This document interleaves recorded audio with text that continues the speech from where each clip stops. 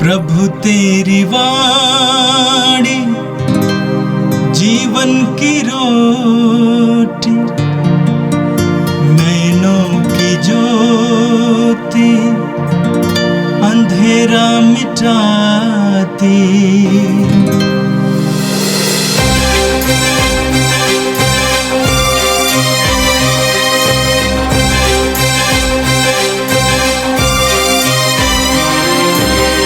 प्रभु तेरी वाणी जीवन की रोटी, नैनों की ज्योति अंधेरा मिटाती। प्रभु तेरी वाणी जीवन की रोटी, नैनों की ज्योति अंधेरा मिटाती।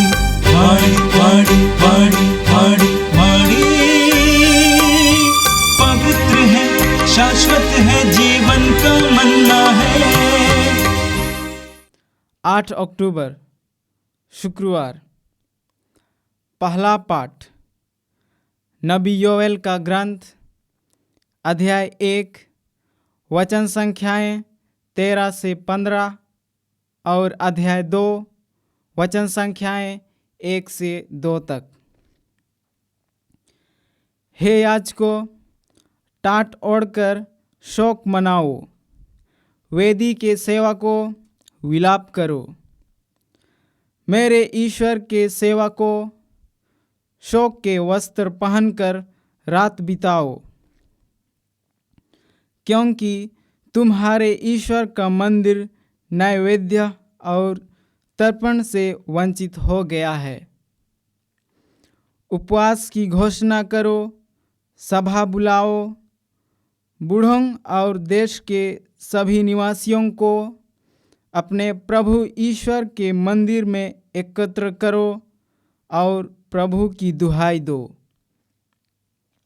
हाय, वह दिन आ गया है, प्रभु का दिन निकट आ गया है।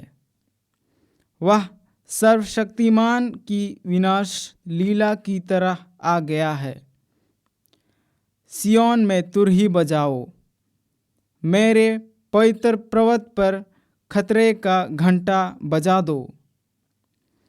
देश के सभी निवासी कांप उठें, क्योंकि प्रभु का दिन आ रहा है, वह निकट आ गया है। वह अंधकार और विषाद का दिन है, वह बादलों और अंधेरे का दिन है। एक बहुसंख्यक और शक्तिशाली सेना काले बादल की तरह पर्वतों पर फैल रही है। इस प्रकार की सेना न पहले कभी थी और न अनंत काल तक फिर कभी होगी। यह प्रभु की वाणी है।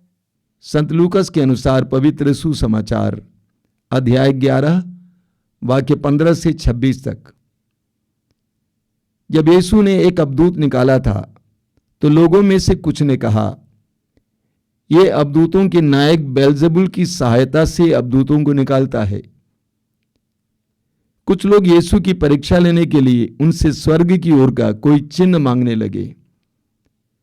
उनके विचार जानकर यीशु ने उनसे कहा, जिस राज्य में फूट पड़ जाती है वह उजड़ जाता है और घर के घर ढह जाते हैं। यदि शैतान अपने ही विरुद्ध विद्रोह करने लगे तो उसका राज्य कैसे टिका रहेगा? तुम कहते हो कि मैं बेल्जेबुल की सहायता से अवधूतों को निकालता हूं। यदि मैं बेल्जेबुल की सहायता से अवधूतों को निकालता हूं, तो तुम्हारे बेटे किसकी सहायता से उन्हें निकालते हैं? इसलिए वे तुम लोगों का न्याय करेंगे। परंतु यदि मैं ईश्वर के सामर्थ्य से अवधूतों को निकालता हूं, तो निस्संदेह ईश्वर का राज्य तुम्हारे बीच आ गया है। यदि कोई बलवान मनुष्य हथियार बांधकर अपने घर की रखवाली करता हो, तो उसकी धन संपत्ति सुरक्षित रहती है। पर यदि कोई उससे भी बलवान उस पर टूट पड़े और उसे हरा दे, तो जिन हथियारों पर उसका भरोसा था वह उन्हें उससे छीन लेता है और उसका माल लूटकर बांट देता है। जो मेरे साथ नहीं है वह मेरा विरोधी है, और जो मेरे साथ नहीं बटोरता वह बिखेरता है। जब अशुद्ध आत्मा किसी मनुष्य से निकलता है तो वह विश्राम की खोज में निर्जन स्थानों में भटकता फिरता है। विश्राम न मिलने पर वह कहता है, जहां से निकला हूं अपने उसी घर को वापस जाऊंगा। लौटकर वो उस घर को झाड़ा बुहारा और सजाया हुआ पाता है।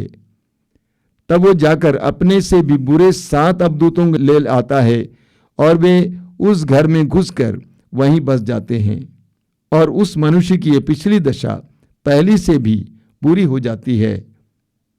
यह प्रभु का दिव्य सुसमाचार है। ख्रिस्त प्रभु की जय। मेरे प्रिय भाई और बहनों, आज का पहला पाठ नबी योएल के ग्रंथ से लिया गया था। नबी योएल का ग्रंथ एक छोटा सा ग्रंथ है और उसमें कई भविष्यवाणियां, कई विषयों पर भविष्यवाणी दी गई हैं। नबी योएल का ग्रंथ कब लिखा गया इसका कोई अंदाज नहीं है। कहा जाता है शायद एजरा और नहम्याह के समय यह लिखा गया है। आज के पाठ में हमने देखा दूसरे हिस्से में नबी योएल हमें बताते हैं आगामी संकटों के बारे में। वो कहते हैं कि देश के सभी निवासी कांप उठें, क्योंकि प्रभु का दिन आ रहा है, वह निकट आ गया है। वह अंधकार और विषाद का दिन है, वह बादलों और अंधेरे का दिन है। एक बहुसंख्यक और शक्तिशाली सेना काले बादल की तरह पर्वतों पर फैल रही है। इस प्रकार की सेना न पहले कभी थी और न अनंत काल तक फिर कभी होगी। आगामी संकट के बारे में नबी योएल कहते हैं, और क्या करना चाहिए इसके बारे में पहले हिस्से में कहते हैं। क्या लिखा गया है? हे याजकों, टाट ओढ़कर शोक मनाओ, वेदी के सेवकों विलाप करो, मेरे ईश्वर के सेवकों शोक के वस्त्र पहनकर रात बिताओ, क्योंकि तुम्हारे ईश्वर का मंदिर नैवेद्य और तर्पण से वंचित हो गया है। उपवास की घोषणा करो, सभा बुलाओ, बूढ़ों और देश के सभी निवासियों को अपने प्रभु ईश्वर के मंदिर में एकत्र करो और प्रभु की दुहाई दो। आगामी संकट के बारे में समझाते हुए नबी योएल कहते हैं, एक ही मार्ग है, वो है उपवास, विषाद और पश्चाताप का मार्ग। उपवास और पश्चाताप का मार्ग हमें संकट से बचाता है। आपने कुछ दिन पहले निनवे के लोगों के बारे में सुना। निनवे के लोग पाप से भर गए थे, प्रभु ईश्वर ने उसको नष्ट करना चाहा, लेकिन निनवे के लोगों ने उपवास किया और पश्चाताप किया, ईश्वर की दुहाई दी। नतीजा आपने देखा, ईश्वर ने विपत्ति को टाल दिया या आने नहीं दिया। विपत्ति संकट से बचने के लिए हम सबको उपवास और पश्चाताप की जरूरत है। उपवास और पश्चाताप की जरूरत है।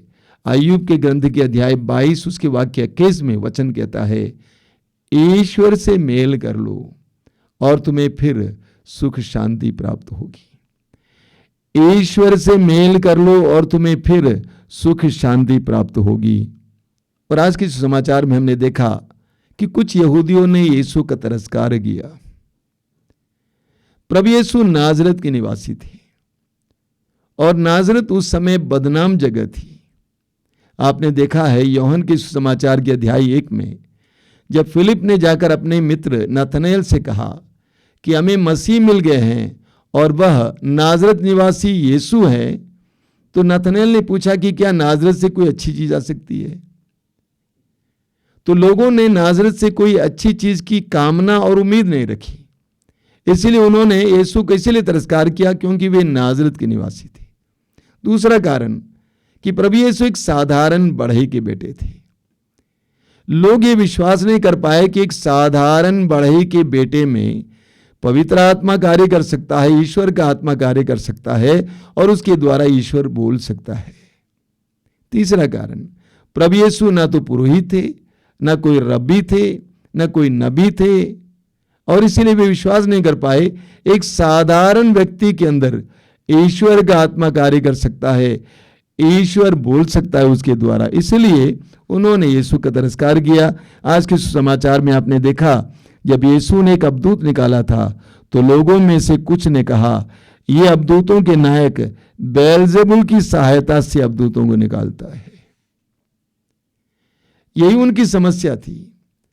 कई यहूदी और यहूदी धर्मगुरु और फरीसी यीशु में ईश्वर की क्रियाशीलता को देख नहीं पाए। वे विश्वास नहीं कर पाए कि प्रभु यीशु के द्वारा ईश्वर बोल रहा है, प्रभु यीशु के द्वारा ईश्वर कार्य कर रहा है। उन्होंने तिरस्कार किया था।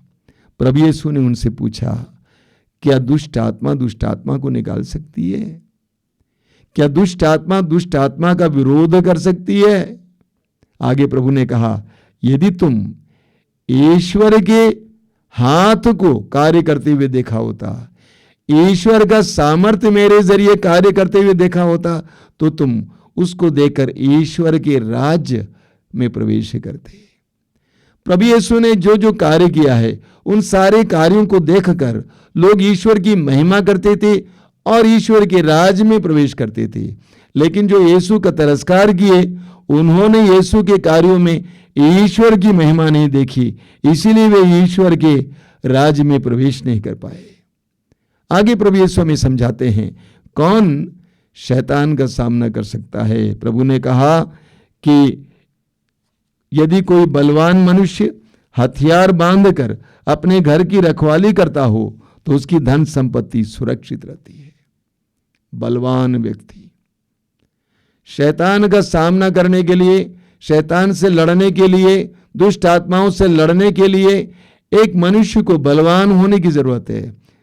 शारीरिक रूप से नहीं, आध्यात्मिक रूप से, पवित्रता के द्वारा, ईश्वर के वचन के ज्ञान के द्वारा, ईश्वर के प्रेम में दृढ़ होकर, विश्वास में दृढ़ होकर बलवान होना चाहिए। प्रभु यीशु के बारे में लिखा हुआ है प्रेरित चरित्र अध्याय 10 वाक्य 38 में कि ईश्वर ने ईसा को पवित्र आत्मा तथा सामर्थ्य से संपन्न किया, परिपूर्ण किया, और वो चारों ओर घूम घूम कर भलाई करते रहे और शैतान के वश में पड़े रोगियों को चंगा करते रहे। तो प्रभु यीशु कहते हैं वही शैतान का सामना कर सकता है, शैतान को हटा सकता है, अशुद्ध आत्माओं को हटा सकता है, जो इस तरह बलवान होता है। ये हमारे लिए भी एक छोटा सा इशारा है। हम भी तभी शैतान से लड़ पाएंगे जब हम आध्यात्मिक रूप से पुष्ट होंगे। आगे प्रभु यीशु कहते हैं जो मेरे साथ नहीं है वो मेरा विरोधी है, और जो मेरे साथ नहीं बटोरता वो बिखेरता है।